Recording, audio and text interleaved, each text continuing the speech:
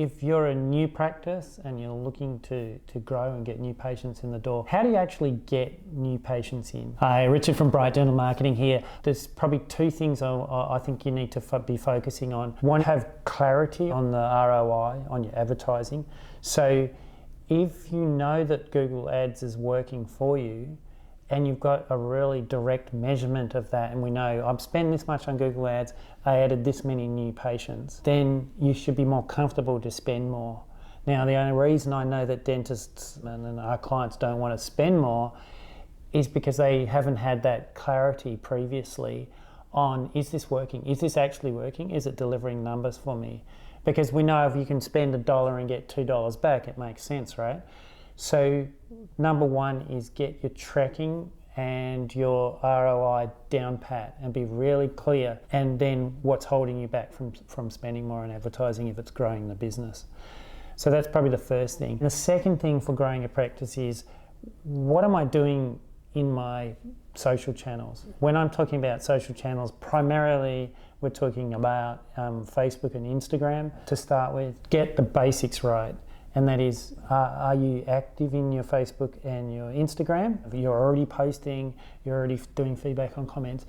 But the second component of social is, are you using those channels effectively for advertising?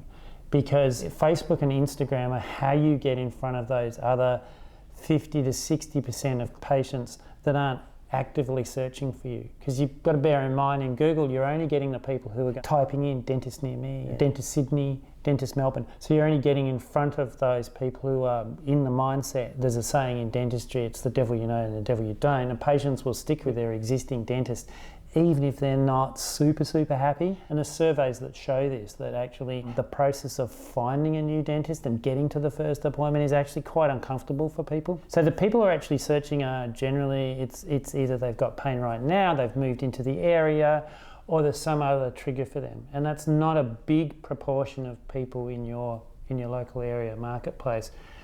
In fact, most of the people in the marketplace who aren't actually actively searching for a dentist and may not have a strong existing relationship with their current dentist are the people who are procrastinators.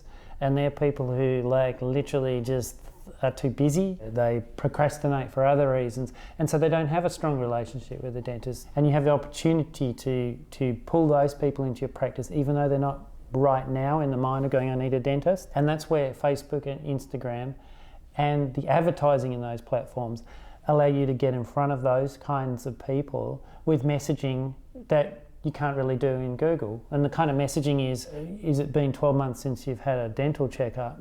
You can be causing serious problems, and it's going to cost you a lot more later down the track, or it's going to be more painful later down the track if you don't have your regular checkups. So you can have much more complex messaging and imagery that helps people feel more comfortable with your practice. So the imagery of the dentists and the support staff and the cleanliness of the facilities, all that's important and can be conveyed in Facebook and Instagram in a way that can't happen in Google Ads. So let me just reiterate those two. If you want to grow your practice and you want to have new patients, one is make sure that you're tracking your return on investment and that you feel comfortable to spend more because you know it's coming back with new patients and practice growth. And the second is, what are you doing in advertising in alternative platforms from Google? Because you are in Google and all your local competitors are in Google, but I can bet you that 60-70% of your competitors aren't in Facebook and Instagram. So you've got blue ocean, as they say, to be talking to potential patients in those platforms. If you'd like some help developing a strategy for practice growth, I'm happy to have a chat with you and go through a strategy call, do an audit on your practice marketing, and see if we can work together.